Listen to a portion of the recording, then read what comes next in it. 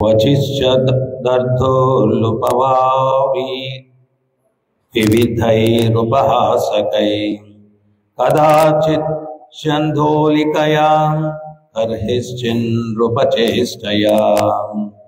ఒకప్పుడు వారు కప్పల వలె గంతులు వేయుచుండిరి, ఒకప్పుడు పరిహాసము చేయుచుండిరి, ఒకప్పుడు ఉయ్యాలలోగుచుండిరి, మరొకప్పుడు రాజులను అనుకరించుచుండిరి.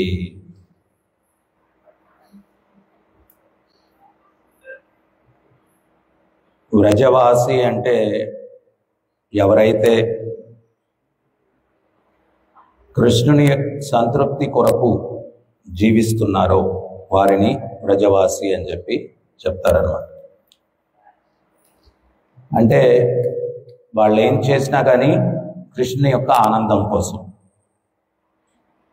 వాళ్ళ యొక్క ఫ్యాన్ అది కూడా సౌండ్,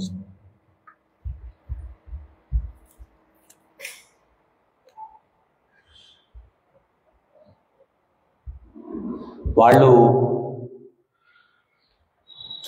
వ్యక్తిగతమైనటువంటి అజెండాలు ఏమి ఉండవు వాళ్ళకి. అంటే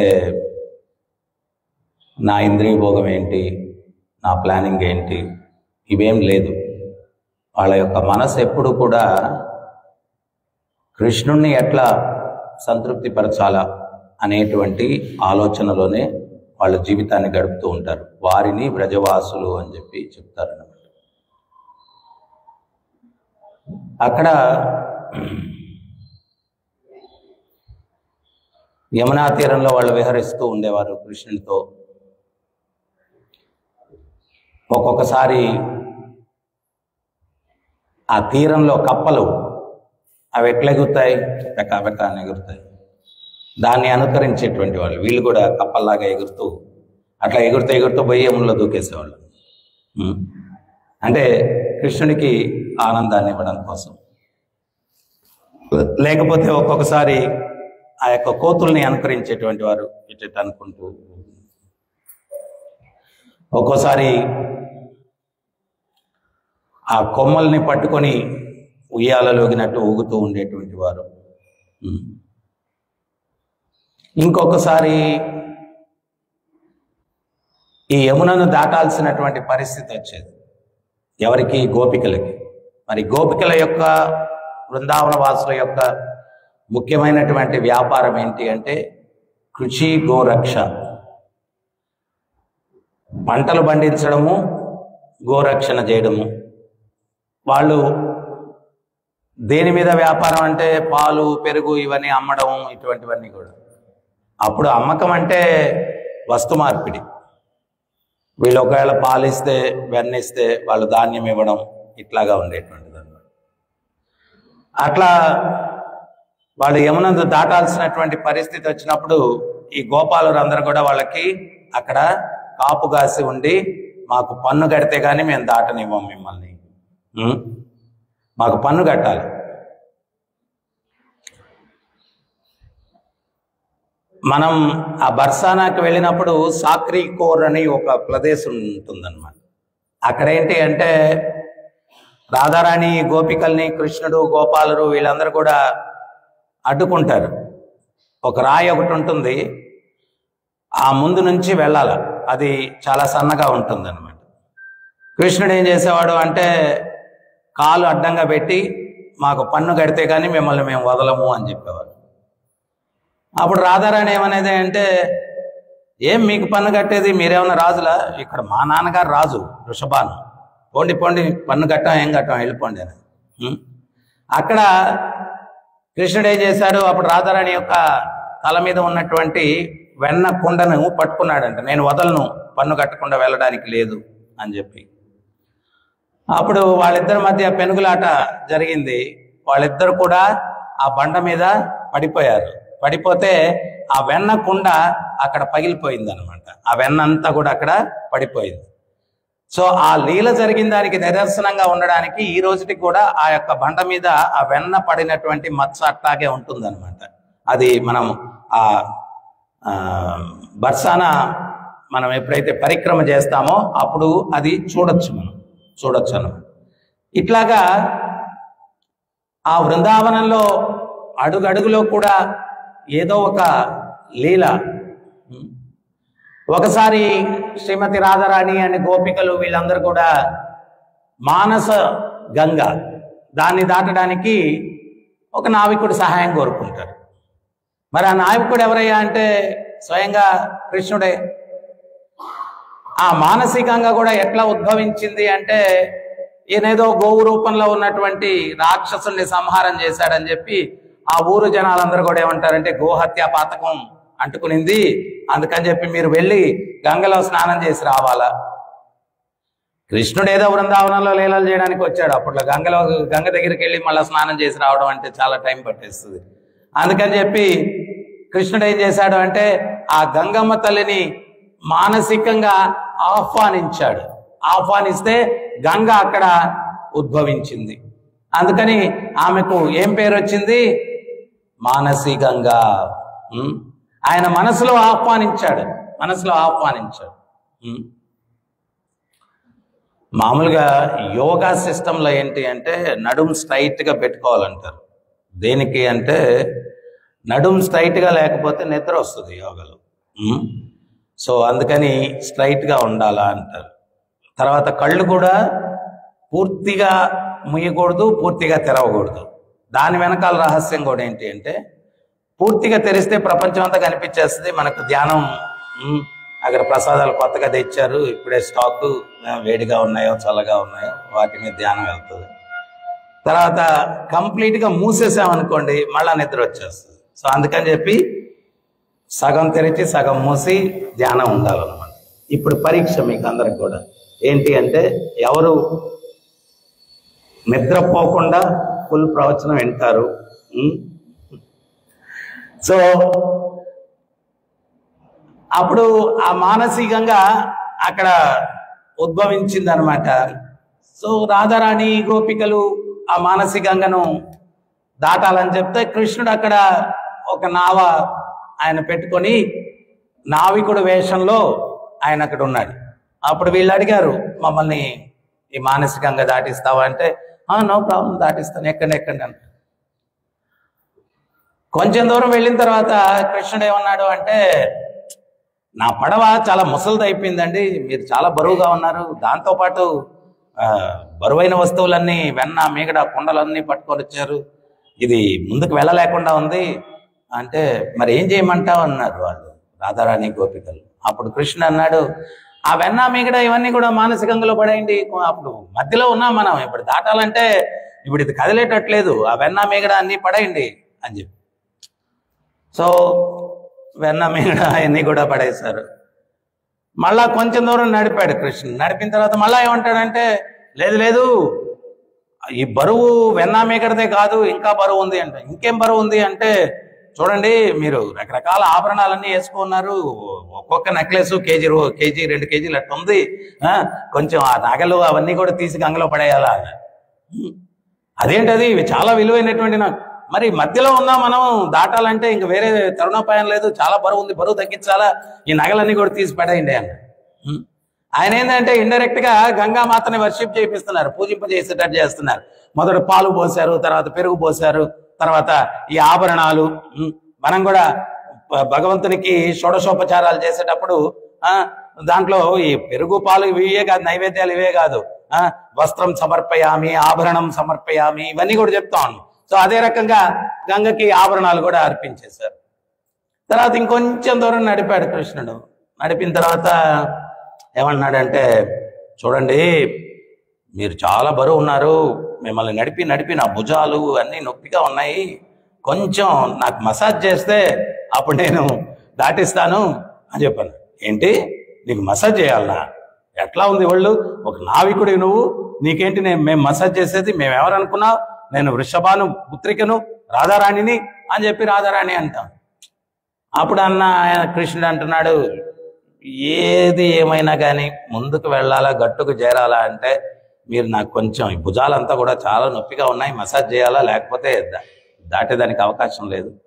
అప్పుడు రాధారాణి కోపం వచ్చేదంట, మా సాతిగా చేసేది, మేమందరం కలిసి నిన్ను ఎత్తి గంగలో వేసేస్తాము, అప్పుడు మేము నడుపుకొని వెళ్ళిపోతామని చెప్పి బలవంతంగా కృష్ణుని మీదకి వచ్చిందంట. వచ్చేసరికి పెద్ద పెనుగాలి వచ్చేసింది అనమాట. ఆమె లేచి ఆ ఉద్రేకత ఇట్లా వచ్చినప్పుడు ఆ కృష్ణుని మీద పడిపోయింది అనమాట. పడిపోయినప్పుడు ఆయన యొక్క నడుము దగ్గర ఏదో చేతికి తగిలింది అనమాట. ఏంటది అని చెప్పి ఆమె దాన్ని అటు పట్టుకొని తీస్తే కృష్ణుని యొక్క మురళి అన్నమాట. అప్పుడు అర్థమైంది, ఈ నావికుడు కాదు, నిజమైన నావికుడు, సంసారాన్ని దాటించే నావికుడు సాక్షాత్ కృష్ణుడు అని చెప్పి అప్పుడు రాధారాణికి అర్థమైంది. సో ఈ రకంగా బృందావనంలో అణువణువులో కూడా ఏదో ఒక లీల లీల లీల భగవంతుడు లీలలు చేసినటువంటి ప్రదేశం అన్నమాట. సో అందుకని ఆ బృందావనంలో అక్కడ ఉన్నటువంటి వారందరూ కూడా వారి యొక్క ఆలోచన అంతా కూడా కృష్ణుడు ఆయన యొక్క లీలలకు అనుకూలమైనటువంటి వాతావరణాన్ని ఏర్పాటు చేయాలా, అనుకూలమైనటువంటి వాతావరణాన్ని ఏర్పాటు చేయాలి. ఎప్పుడు వాళ్ళ ఆలోచనలన్నీ ఇవేనమాట, ఇంక వేరే ఆలోచనలు ఏం లేవు. ఆ యొక్క లీలల్ని మనం అందుకనే రాజస్థాను అక్కడంతా వెళ్తే అక్కడ టెంపుల్స్లో ఈ సంకీర్తన సాయంత్రం అయితే మీరు జైపూర్లో రాధా గోపీనాథ్ మందిరానికి వెళ్ళండి, రాధా గోవింద మందిరానికి వెళ్ళండి. ఇప్పుడు మనం ఈ లీల చెప్పుకున్నాం కదా, దాని పాటల రూపంలో వాళ్ళు కీర్తనలు చేసుకుంటూ గంటలు వాళ్ళు గడుపుతూ ఉంటారు అన్నమాట. ఇదే లీలని కీర్తన రూపంలో వాళ్ళు పాడుకుంటూ ఆ మాధుర్యాన్ని ఆస్వాదిస్తూ మీరు అక్కడ ఎంత ఇదిగా ఉంటుంది అంటే, ఎంత రమ్యతతో ఉంటుంది అంటే, వాళ్ళు ఆ కీర్తన చేస్తూ మళ్ళీ వాళ్ళు యాక్ట్ చేస్తారనమాట. కృష్ణుడిలాగా, రాధారాణిలాగా, గోపికల్లాగా, గోపాలులాగా. ఎప్పుడైతే గోపికలందరికీ కూడా కృష్ణుడు ప్రామిస్ చేశాడు, నేను తిరిగి వచ్చేస్తానని చెప్పి ఆయన మధురకు వెళ్ళాడు. అక్రూర మహాశయుడు వచ్చాడు. అక్రూర మహాశయుడు వచ్చి కృష్ణుణ్ణి బలరాముణ్ణి మధురకు తీసుకొని వెళ్తూ ఉంటే ఈ గోపికలందరూ కూడా ఆ రథం ముందు పడుకున్నారంట. ఎందువల్ల అంటే కృష్ణుడు లేకపోతే మా జీవితాన్ని మేము ఊహించుకోలేము. శూన్యాయితం జగత్ సర్వం గోవింద విరహేననే. కృష్ణుడు లేకపోతే జీవితాన్ని శూన్యం, అంతా శూన్యం. మా మీద రథాన్ని మీరు తీసుకొని వెళ్ళండి, మా ప్రాణాలు పోతాయి, అప్పుడు పర్వాలేదు. మేము జీవించి కృష్ణుడు లేకుండా మేము ఊహించుకోలేకుండా ఉన్నాం. ఇంకోటి ఏంటి అంటే, మనందరం కూడా క్రమంగా నామాన్ని చేయడం వల్ల, భక్తియుక్త సేవలు చేయడం వల్ల, వీటన్నిటి వల్ల ఏంటి అంటే ఆ స్థాయికి వెళ్ళాలి మన చైతన్యం. ఏంది అంటే కృష్ణుడు లేకుండా నేను జీవించలేను, కృష్ణుడు లేకుండా నేను జీవించలేను. ఈరోజు మనం చేసేటువంటి నామం ఇవన్నీ కూడా బలవంత భాగస్వామ్యం కదా. గురువు గారికి ప్రతిజ్ఞ చేస్తాం 16 చేయాలా.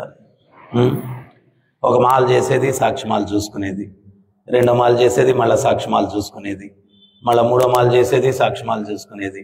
ఎప్పుడైపోద్ది. కానీ అప్పుడే అయిపోయిందా? ఏ రోజు వస్తుంది ఆ రోజు? అప్పుడే అయిపోయిందా? ఇంకొంచెం సేపు చేస్తే బాగుండు, ఇంకొంచెం కీర్తన చేస్తే బాగుండు, ఇంకొంచెం శ్రవణం చేస్తే బాగుండు. ఆ కృష్ణుడు లేకుండా కూడా ఉండగలుగుతున్నాం కదా మనం. మరి ఆయన లేకుండా ఉండలేనటువంటి పరిస్థితి ఏ రోజు వస్తుంది? మరి సంవత్సరాలు గడిచిపోయాయే, ఆ రోజు రావాలి కదా. మరి ఆ రోజు కోసం తప్పించాలి కదా. ఈ గోపికలు ఏమంటున్నారు? అక్రూర మహాశయుడు రథంలో తీసుకుని వెళ్ళిపోతూ ఉంటే, మా మీద రథాన్ని తోలుకొని వెళ్ళండి మీరు, మా ప్రాణాలు పోతే అప్పుడు పర్వాలేదు, కానీ మేము జీవించి ఉండి కృష్ణుడు లేకుండా మేము ఉండలేము. శూన్యాయితం జగత్ సర్వం గోవింద విరహేనని. మరి కృష్ణుడు చెప్పాడు, నేను వచ్చేస్తాను, మీరేం కలత చెందద్దు, వచ్చేస్తాను. ఆయన ఏమన్నా ఒక ప్రదేశంలోనే లీలలు చేయడానికి వచ్చాడా? కాదు కదా. ఆయనకి ఎన్నో కార్యక్రమాలు ఉన్నాయి. సో అందువల్ల ఆయన వీళ్ళకి చెప్పాడు, నేను వచ్చేస్తాను, మీరేం కలత చెందొద్దని చెప్పి ఆయన వెళ్ళిపోయాడు. మరి వెళ్ళిపోతే వీళ్ళు కృష్ణుడు లేకుండా కూడా వారితో ఉన్నట్టే ఎట్లా జీవించాలా అని ప్రపంచానికి ఒక ఉదాహరణ చూపించినటువంటి వారు గోపికలు, గోపాలురు. వెళ్ళిపోయిన తర్వాత ఏం చేశారు వాళ్ళు?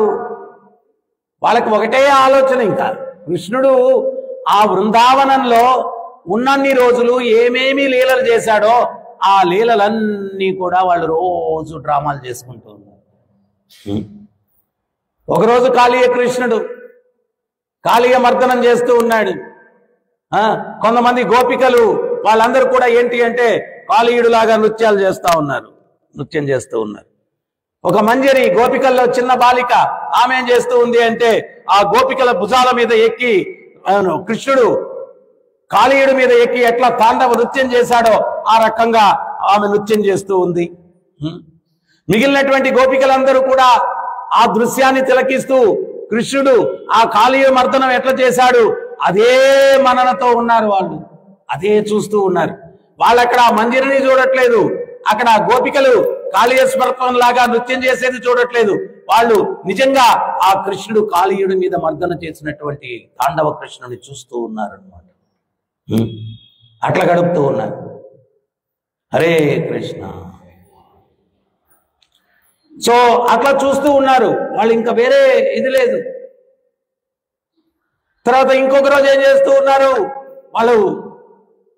గిరిగోవర్ధన పర్వతాన్ని కృష్ణుడు ఎత్తినట్టుగా వాళ్ళు ఇది చేస్తూ ఉన్నారు. ఆ గోపికలందరూ, గోపాలులందరూ, రజవాసులందరూ కృష్ణుడి దగ్గరికి, ఒక బాలిక కృష్ణుడిలాగా ఉంది, వాళ్ళందరూ పరిగెత్తుకుంటూ వస్తున్నారు. కుంభవృష్టి వర్షం కురుస్తుంది, కృష్ణ పాహిమాం పాహిమాం రక్షమాం రక్షమాం అంటూ పరిగెత్తుకుంటూ వస్తూ ఉన్నారు. అప్పుడు కృష్ణుడు అంటున్నాడు, ఏం భయపడకండి, మిమ్మల్ని నేను కాపాడుతాను. ఏదో ఒక పెద్ద అరిటాకో ఏదో ఒకటి ఎత్తి ఇట్లా నిలబడుతున్నారు అన్నమాట. వాళ్ళందరూ దాని కిందకు వచ్చి ఆశ్రయం తీసుకుంటూ ఉన్నారు. ఆశ్రయం. అప్పుడు కూడా వాళ్ళు ఆ గోపిక ఆ ఆకు పైకెత్తింది, లేకపోతే ఈ గోపాలురు గోపికలందరూ కూడా తలదాచుకున్నది అది కాదు. వాళ్ళు ఆ లీల ఏదైతే గోవర్ధన లీల జరిగిందో దాన్ని చూస్తూ ఉన్నారు, దాన్ని చూస్తూ ఉన్నారు.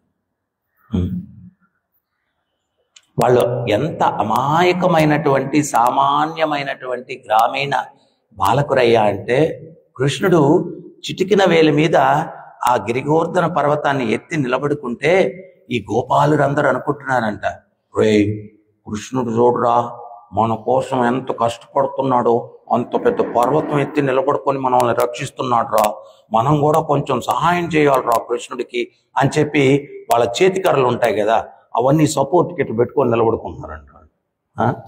సపోర్ట్కి నిలబడబెట్టు. అరే నీ చేతికర్రలు ఏం నిలుపుతాయి గిరిగోవర్ధనాన్ని?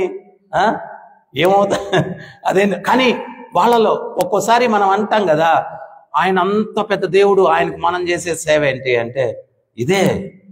వీళ్ళు చేసేదేం లేదు, ఆ ప్రేమతో ఆ యొక్క ప్రయత్నం, నేను చెయ్యాలా అన్నటువంటి ప్రయత్నమే భగవంతుడిని ముదమును కలిగిస్తుంది, ఆయనకి ఆనందాన్ని కలిగిస్తుంది, ఆనందాన్ని ఇస్తుంది. ప్రభుపాదులు వారు చెప్తారనమాట, ఇంట్లో అన్ని వస్తువులు తండ్రివే, కానీ ఆ పిల్లోడు వాడేదో తింటూ చిన్న బిస్కెట్ ముక్క తెచ్చి తండ్రి నోట్లో పెడతాడు, తండ్రి అబ్బో హ్యాపీ అయిపోతాడు, అందరికి చెప్తాడు, చూసావా నా కొడుక్కి నా మీద ఎంత ప్రేమో, వాడు చూడు ప్రేమగా తెచ్చి నా నోట్లో పెట్టాడు. కృష్ణుడు కూడా అంతే.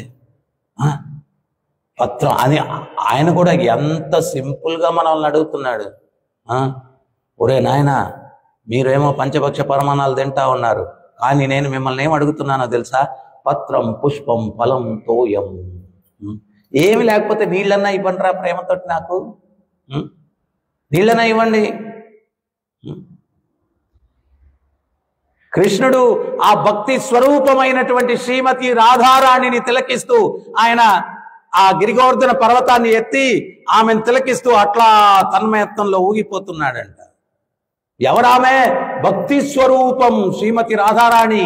ఆమె ఈ పంచభూతాలతో చేసినటువంటి ప్రాపంచిక రూపం కాదు, ఆమె ఆధ్యాత్మిక దివ్య స్వరూపం, భక్తి స్వరూపం శ్రీమతి రాధారాణి.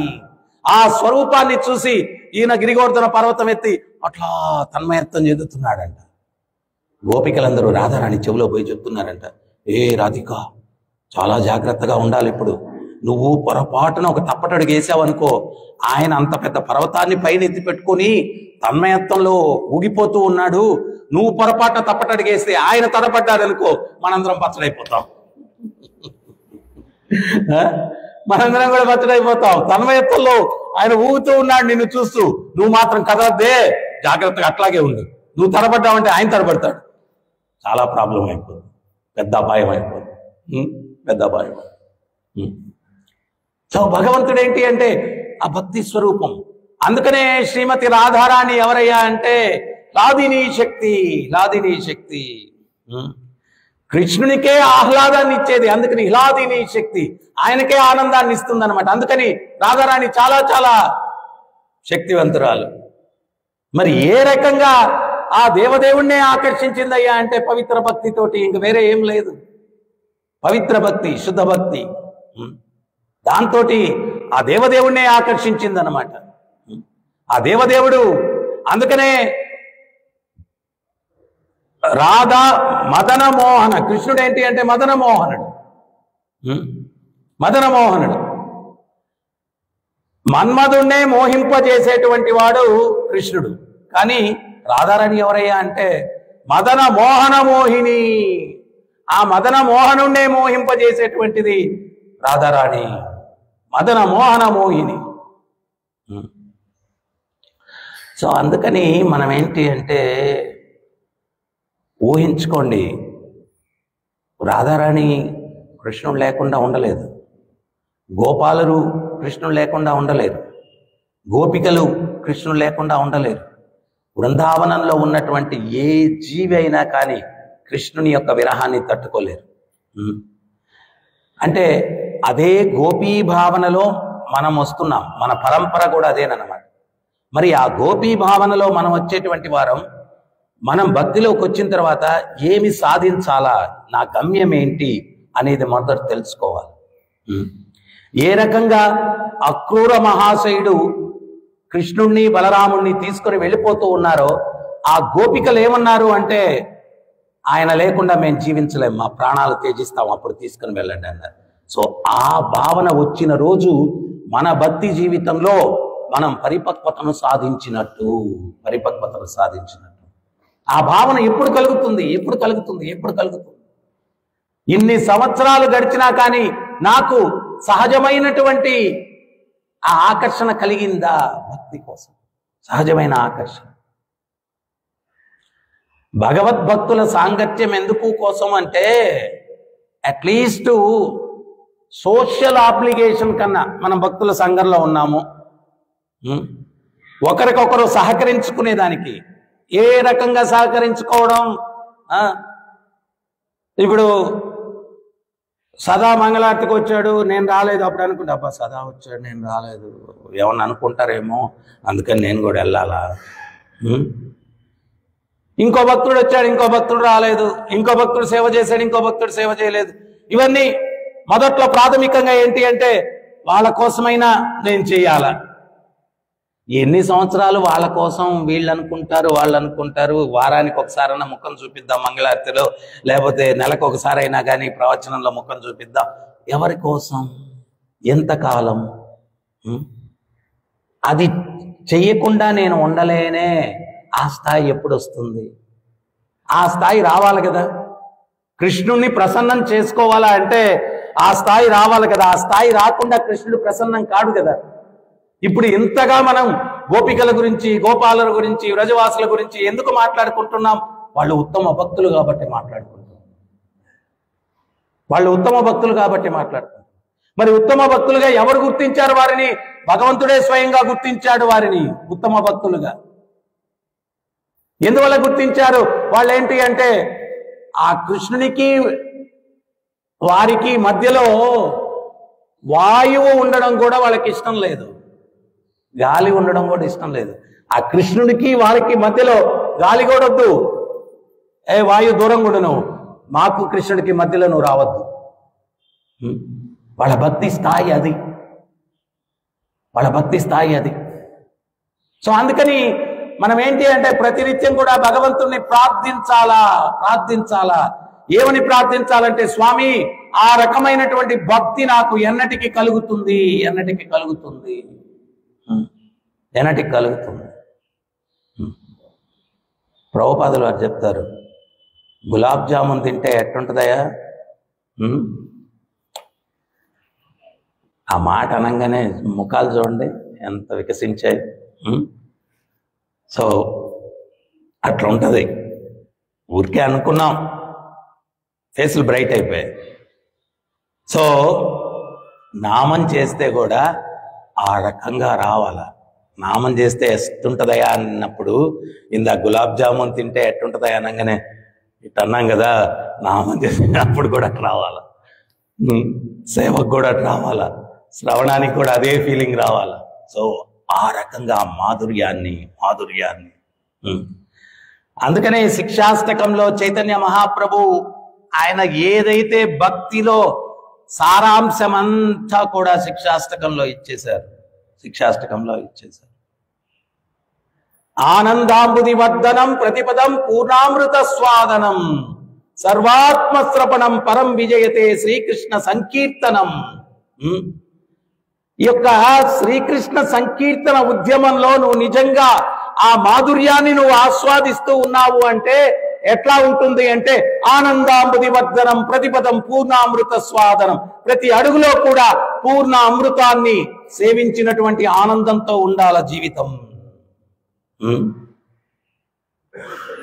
అంటే వాడు షడ్గోస్వాములు, ఆచార్యులు వీళ్ళందరూ కూడా అసలు వాళ్ళ కాలు నిలవలేదు బృందావనంలో. సనాతన గోస్వామి బృందావనానికి వెళ్ళినప్పుడు ఆ యొక్క వర్ణన ఉంటుంది. ఆయనంట కీర్తన చేసుకుంటూ ఆయన భూమి మీద కాలు నిలవట్లేదంట, చిందులేస్తున్నాడు, నృత్యం చేస్తూ ఉన్నాడు. ఆ ప్రదేశాన్ని చూసి తన్మయత్వం చెందుతూ ఉన్నాడు. సంకీర్తనలో పూర్తిగా నిమగ్నం అయిపోయాడు సనాతన గోస్వామి. ఆయన ఒక్కొక్క ప్రదేశం బృందావనికి వెళ్తే ఆ ప్రదేశాలు వాళ్ళ యొక్క దివ్యత్వానికి అక్కడ కృష్ణుడు లీలలు చేసినటువంటిది కనిపిస్తూ ఉంది. గిరిగోవర్ధన పర్వతం దగ్గరికి వెళ్ళారు. ఆ పర్వతాన్ని భగవంతుడు ఎత్తి నిలబడున్నాడు అనమాట, అది కనిపిస్తా ఉంది. కాళీయ ఘాట్ దగ్గరికి వెళ్ళారు. ఆ కాళీయుడి మీద నృత్యం చేస్తూ సనాతన గోస్వామి కనిపిస్తూ ఉన్నారు. ఆ భగవంతుడు లీలలు చేసినటువంటి ప్రదేశాలన్నీ కూడా ఈ మహాత్ములే గుర్తించారు. వాళ్ళ యొక్క దివ్యత్వానికి అవన్నీ కనిపిస్తూ ఉన్నాయి, వాళ్ళకి కనిపిస్తూ ఉన్నాయి. ఇటువంటి వ్యక్తి ఏ రకంగా ఉంటాడు అన్నటువంటిది ఉదాహరణగా చూపించడానికి ఈ గోస్వాములు వీళ్ళందరూ కూడా వచ్చారు, ఈ ఆళ్వార్లు వీళ్ళందరూ కూడా వచ్చారు. వాళ్ళకి ఆ భగవంతుడి నామం అట్లా వింటే చాలు. చాలా మందికి సందేహం కలుగుతుంది, ఇంత గొప్ప భాగవతంలో దశమ స్కందంలో భగవంతుడు ఇంత దివ్య లీలలు చేస్తే పరమ ప్రియమైనటువంటి భక్తి స్వరూపమైనటువంటి ఆ యొక్క రాధమ్మ తల్లి నామం అక్కడ కనిపించట్లేదు ఏంటబ్బా?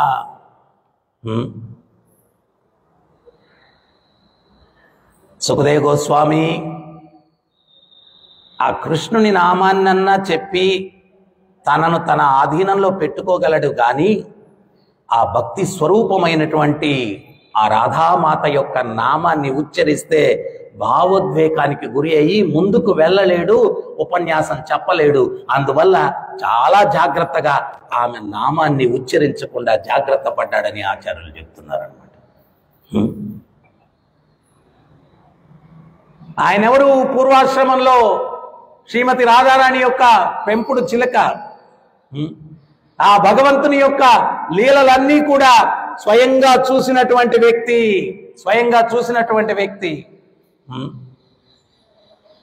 రాధాకృష్ణుల యొక్క లీలలు పరిసమాప్తమైన తర్వాత ఈ భూమి మీద ఆయన విరహంలో ఉన్నాడంట. విరహంలో ఉంటే ఎక్కడప్పా నాకు సాంగత్యం లభిస్తుంది అని చెప్పి ఆయన తిరుగుతూ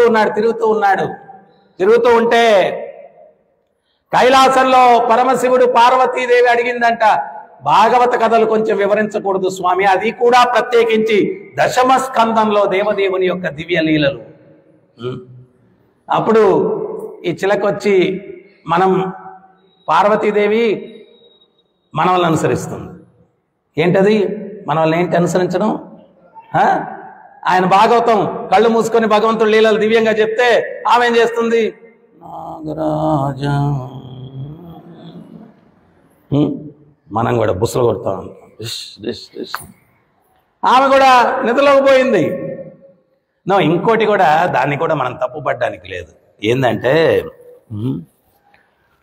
మనిషి ఎంత టెన్షన్లు ఉంటాయంటే మనిషికి నిద్ర మామూలుగా పట్టదు. భాగవతం ఏంటి అంటే వాడి టెన్షన్ అన్నీ దూరం చేసి మనసును ప్రశాంతత చేసేస్తుంది. ఆ ప్రశాంతత చేయడం వల్ల వాడికి ప్రశాంతంగా నిద్ర పడుతుంది. అంటే ఆధ్యాత్మిక చింతనకు ఉన్నటువంటి శక్తి అది, ఆధ్యాత్మిక చింతనకు ఉన్నటువంటి శక్తి. సో ఆమె నిద్రపోతూ ఉంది. మరి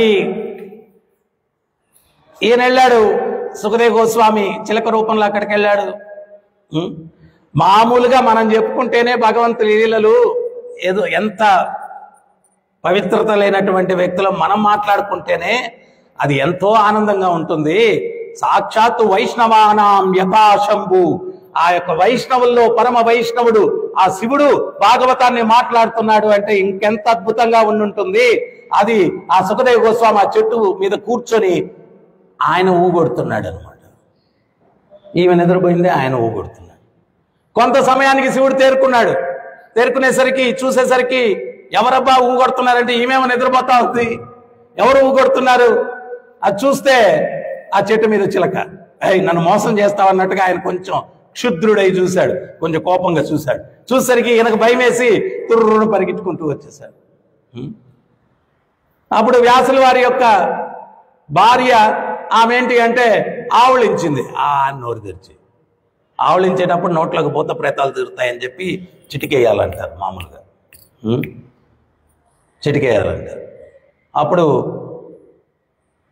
ఈయనేం చేశాడు, సుఖదేవ్ గోస్వామి దాక్కునే దానికి లోపలికి వెళ్ళిపోయాడు. ఆమె గర్భంలోకి అట్లా ప్రవేశించాడు ఆయన. చిటుకంటే ఒక లీల గుర్తొచ్చింది నాకు, హనుమంతుల వారిది. హనుమంతుల వారు రాముల వారి సేవ ఎవ్వరికి వదిలిపెట్టేవాళ్ళు కాదంట. ఉదయం నుంచి రాత్రి వరకు ఆయనే చేసుకుంటూ ఉండేవాడంట. వీళ్ళకి చాలా అసూయ వచ్చేసిందంట. ఎవరికి? సీతమ్మ తల్లికి, లక్ష్మణుడికి, భరతుడికి, శత్రుఘ్నుడికి.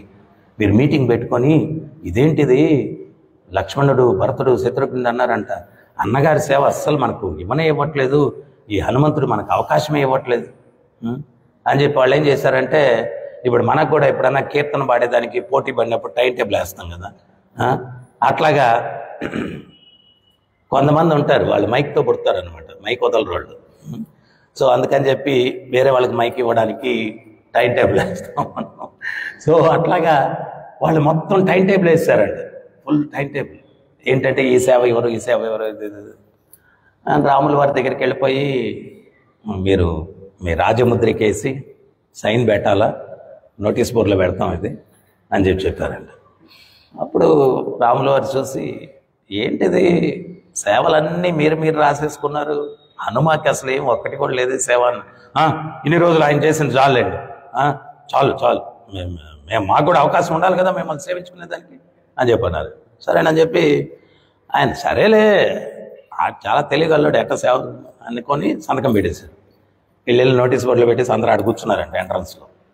ఆయన హనుమంతుడు హరే కృష్ణ అంట కీర్తన చేసుకుంటా ఆయన కూడా ఈ సనాతన గోస్వామి ఎట్ట భూమి మీద కాలు నిలవద్దు, ఈయన కాలు తోక రెండో నిలవ అనమాట. ఆ భగవంతుని కీర్తనలో చిందులు వేసుకుంటూ ఆయన వచ్చేసాడు అనమాట. వచ్చేస్తే ఆగు అన్నారు. ఏంటని నోటీస్ బోర్డు చూడు అన్నాను. నోటీస్ బోర్డు చూసాడంట. ఏంటిది కొత్తగా అన్నాడు. ఎప్పుడు నువ్వేనా సేవలు చేసేది, ఇంక మాకు అవకాశం లేదా, నీకు లేదు అవకాశం, చూడు మొత్తం లిస్ట్ వేసాం ఈ రోజు నుంచి. రాముల వారు వీళ్ళు ఆడ సంతకం రాజముద్రిక లేదంటే వీళ్ళని లెక్క చేస్తాడేనా పోండి అంటున్నా. అందుకని సంతకం కూడా పెట్టిచ్చేశారు రామువారిని. చూడు రాముల వారు కూడా సంతకం పెట్టేశాడు, రాజముద్రిక కూడా వేసాడు. మీరు అసలు సేవలు అన్నీ కవర్ చేశారు కానీ అతి ముఖ్యమైనది ఒకటి కవర్ చేయలేదు. అతి ముఖ్యమైనది ఒకటి కవర్ ఏంటది? అతి ముఖ్యమైనది ఏంటి అన్న, ఇప్పుడు ఆవులించినప్పుడు చిన్నప్పటి నుంచి పెద్దవాళ్ళందరూ చెప్తూ ఉంటారు నోట్లోకి భూత ప్రేతాలన్నీ వెళ్ళిపోతాయని. అవి పోకుండా ఉండాలంటే చిటికేయాలి. ఆ సేవ లేదు ఇక్కడ. సో అది నా పేరు రాసేయండి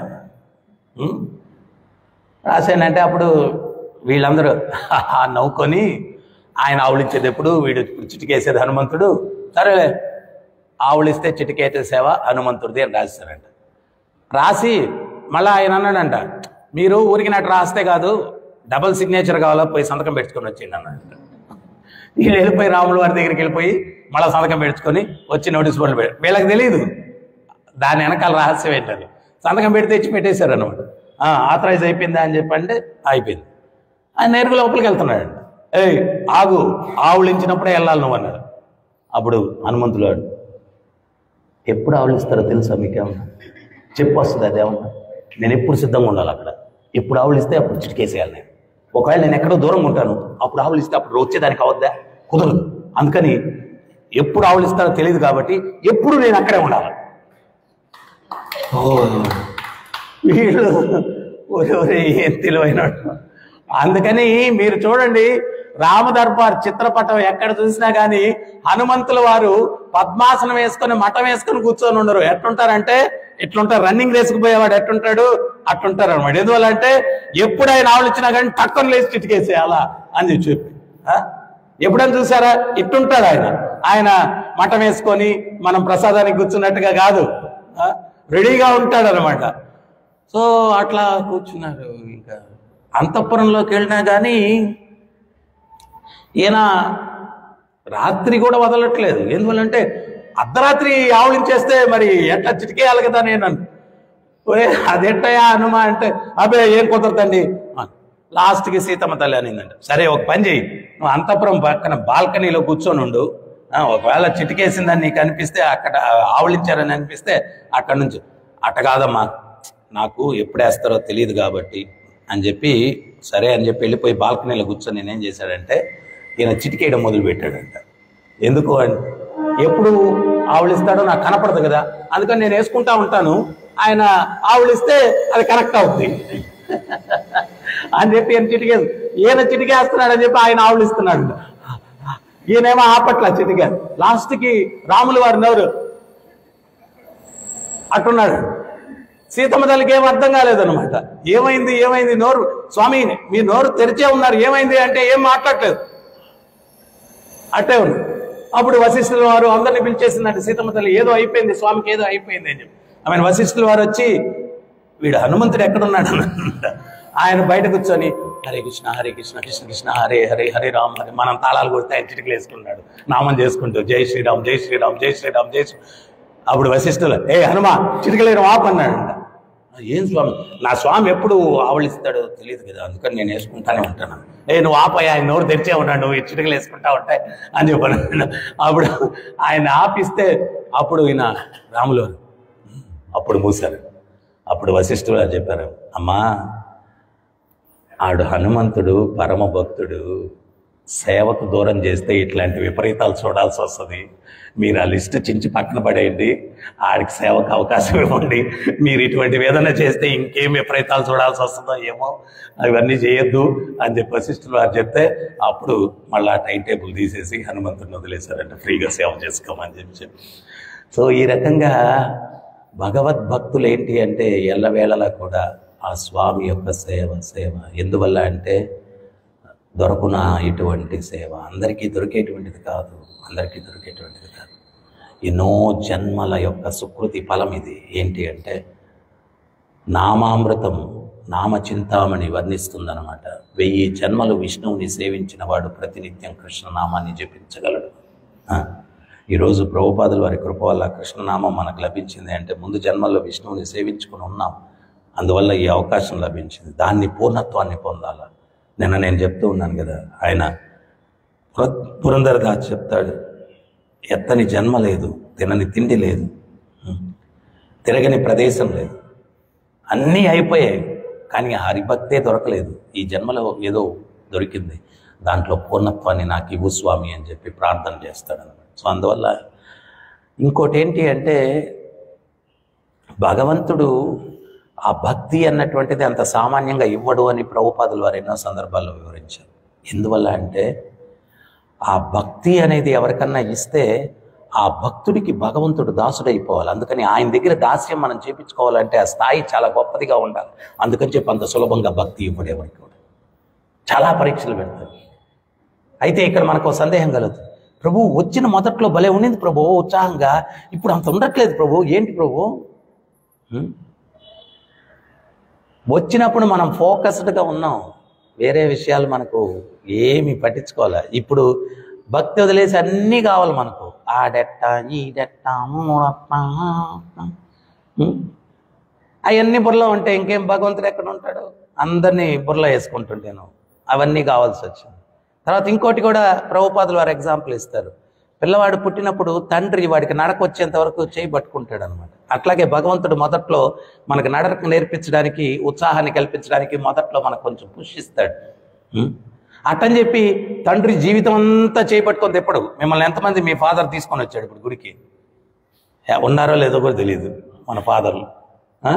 మొదట్లో నేర్పించాడు ఖచ్చితంగా. సో అట్లాగే మొదట్లో మనకు ఉత్సాహాన్ని కల్పించడానికి భగవంతుడు ఉత్సాహాన్ని ఇస్తాడు. తర్వాత నడక నేర్పించిన తర్వాత మనమే నడవాలా, అది అర్థం చేసుకోవాలి. మనమే నడవాలి. వయసు పెరిగిపోతున్నా కానీ ఇంకా తండ్రి మనం పట్టుకొని తెప్పడు. సో ఆ రకంగా ఇవన్నీ మెళకువలను తెలుసుకొని తర్వాత ఏదైతే భక్తిలో మనకు లభించిందో ఈ మహద్భాగ్యాన్ని, దాన్ని పూర్ణత్వాన్ని పొందడం కోసం ఇది బలవంత భాగస్వామ్యం కాదు. ఓ నువ్వు ఇది రావయ్యా, ఇది చేయవయ్యా, అరే ఇన్ని సంవత్సరాలైనా న్యాచురల్గా డివోషన్ నాలో ఇంకా రాలేదేంటి? న్యాచురల్గా నామం చేయడానికి సహజంగా మనం తప్పించాలా, సేవ చేయడానికి సహజంగా తప్పించాలా, ప్రతిదానికి తప్పించాలా. ఆ గోపికలు ఏ రకంగా అక్రూరుడు తీసుకొని వెళ్తుంటే ఆయన లేకుండా మేము ఉండలేము, కృష్ణుడు లేకుండా ఉండలేము. ఆ రథాల ముందు పడుకున్నారంట వాళ్ళు. రథం మా మీద తోలుకుంటూ వెళ్ళిపోయింది. ప్రాణం పోతే అప్పుడు ఉండగలమేమో, కానీ జీవించి కృష్ణుడు లేకుండా మేము ఉండలేము. ఆ స్థాయికి రావాలా భక్తి. హరే కృష్ణ. ఇక్కడ రకరకాలైనటువంటి లీలలు ఆ కృష్ణుని యొక్క సంతృప్తి కోసం ఈ గోపాలురు వీళ్ళందరూ నటించి కృష్ణునికి ఆనందాన్ని కల్పిస్తూ ఉన్నారు. ఎవరికైనా ఏమైనా సందేహాలు ఉన్నాయి, డౌట్స్ ఉన్నాయి?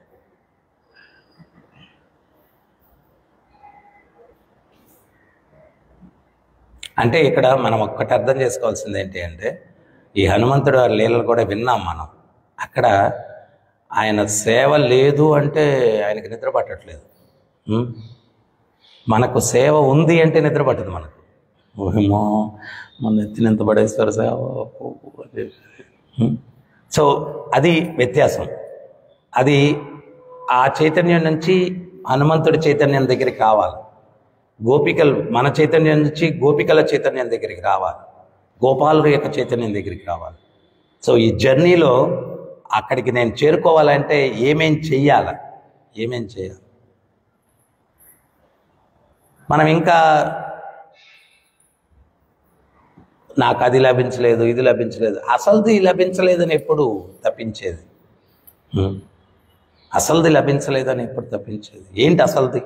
భక్తి. అది లభించలేదని ఎప్పుడు తప్పించేది? సందేహాలు ఏమైనా ఉన్నాయా? డౌట్స్ ఏమైనా ఉన్నాయా?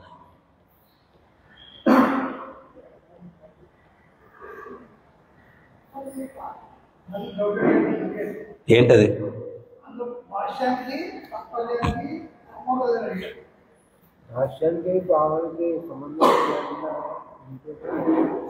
భాష్యానికి సంబంధం ఉండదా?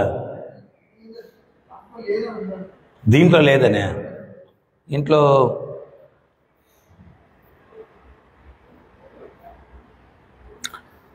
ఇప్పుడు రాజుల్లాగా వ్యవహరించారు అని చెప్పి ఉంది. రాజుల్లాగా వ్యవహరించారు గోపాలురు అని ఉంది. దానికి ప్రభుపాదుల వారి భాష్యంలో రాజుల్లాగా ఎట్లా వ్యవహరించారు? ఈ గోపికలను అడ్డగించి వాళ్ళ దగ్గర పన్ను వసూలు చేసే రకంగా వ్యవహరించారు అన్నారు. మరి ఎట్లా సంబంధం? శ్లోకంలో వచ్చింది కదా. శ్లోకంలో మరొకప్పుడు రాజులను అనుకరించిరి, మరొకప్పుడు రాజులను అనుకరించిరి. నృపచేష్టయ, అది శ్లోకంలోనే ఉంది. నృపచేష్టయ అనే పదానికి అర్థం ఏంటి అంటే రాజు వలె నటించును. నృపచేష్టయ అంటే నృపుడు అంటే రాజు, నృప. నృప అంటే రాజు. తర్వాత ఇంకోటి ఏంటి అంటే మీరు అందరూ కూడా గమనించాలా, ప్రభుపాదుల వారు ఇవన్నీ డిక్టాఫోన్లో రికార్డ్ చేసి ప్రింటింగ్కి పంపించేవారు అనమాట. ఒక్కోసారి జస్ట్ శ్లోకం అర్థం చెప్పి రిపీటెడ్గా 2-3 సార్లు అట్లాగే పంపించేవారు. అప్పుడు వాళ్ళు అడిగేవాళ్ళు భాష్యం వివరణ ఇవ్వలేదు ఏంటి అని. అప్పుడు ప్రభుపాదుల వారు చెప్పేవారు, నేను ఆ భగవంతుడి దగ్గర నుంచి వెయిట్ చేస్తా ఉన్నాను మెసేజ్ కోసం అని చెప్పేవారు. సో ఆయన ఏంటి అంటే ఆయన రాయలేదు, భగవంతుడు పరమాత్మ ఏం చెప్పాడో అది చెప్పాడనమాట. సో ఏ సమయానికి ఏ సందేశం రావాలా అనేటువంటిది నిర్ణయించింది సాక్షాత్తు కృష్ణుడు ప్రభుపాదుల వారి యొక్క గ్రంథాల్లో. ప్రభుపాదుల వారు కూడా కాదు. దాన్ని బట్టి మనం అర్థం చేసుకోవాలి. సో అక్కడ ఒక్కొక్కసారి ఏంటి అంటే ఒక్క పదాన్ని ఎలాబరేట్ చేయడం జరుగుతుంది భాష్యంలో. శ్లోకం అంతా ఏదో ఉంటే ఒక్క పదం గురించి చెప్తారు ప్రభుపాదుల వారు. మొన్న నేను భగవద్గీతలో ఒక ప్రవచనం చెప్తా ఉంటే దాంట్లో ఏంటి అంటే ఈ పెద్దల్ని సమ్మరిస్తే అదైపోద్ది ఇదైపోద్ది, వర్ణాశ్రమ ధర్మం దెబ్బతింటుంది, వాళ్ళు వర్ణశంకరాలు అవుతారు అనేది. అక్కడ వర్ణాశ్రమ ధర్మం గురించి ఏం చెప్పలేదు అర్జునుడు, కానీ భాష్యంలో ప్రభుపాదుల వారు వర్ణాశ్రమ ధర్మం గురించి ఎక్స్ప్లెయిన్ చేశారు. సో అంటే ఆ శ్లోకానికి కింద భాష్యంలో అది అవసరం. వర్ణశంకరాలు అవుతారన్నారు కానీ వర్ణాశ్రమ ధర్మం గురించి చెప్పలేదు. కానీ వర్ణశంకరాలు ఎప్పుడు అవుతారు? వర్ణాశ్రమ ధర్మం అనేటువంటిది సమాజంలో లేనప్పుడు వర్ణశంకరాలు అవుతారు. అందుకని వర్ణశంకరాల గురించి వివరించకుండా వర్ణాశ్రమ ధర్మం గురించి ప్రభుపాదుల వారు వివరించారనమాట. సో దాన్ని అందుకనే మనకేంటి అంటే ఒక్కోసారి మన బుర్రతో అర్థం చేసుకుంటే అక్కడేదో కనెక్టివిటీ లేదేమో అనిపిస్తుంది. సో ఆ కనెక్టివిటీ చూపించగలిగినటువంటి వ్యక్తితోటి మనం వినాలా. అందుకోసమే నిత్యం భాగవత సేవయా. మంచి క్వశ్చన్. ఇంకేమన్నా డౌట్స్ ఉన్నాయా? ग्रंथराज श्रीमद् भागवतम की, जगतगुरु शिल प्रभुपाद की, राधा गोपीनाथ की, राधा पार्थसारथी की, राधा कृष्ण चंद्र की, जगन्नाथ बलदेव सुभद्रा माय की, गोविंद श्रीनिवास की, गौनिताय की, हरिनाम संकीर्तन की, निताय गौर प्रेमानंदे हरि हरि बोल. ఈ రోజు నుంచి రోజు కొంతమంది లిస్ట్ వేస్తూ ఉన్నాం. భగవద్గీత సీనియర్ డివోటీస్ ఒక లిస్టు, రోజు సాయంత్రం భగవద్గీత క్లాస్ ఇవ్వాలి వాళ్ళు. నేను ఊర్లో ఉండి నాకు ప్రోగ్రాం లేకపోతే నేను కూడా క్లాస్లో కూర్చుంటాను అనమాట. మీరు ఈ రోజు నుంచి హేమంత్ తర్వాత ప్రశాంత్ తర్వాత వచ్చి ఆ లిస్టు తయారు చేస్తాం.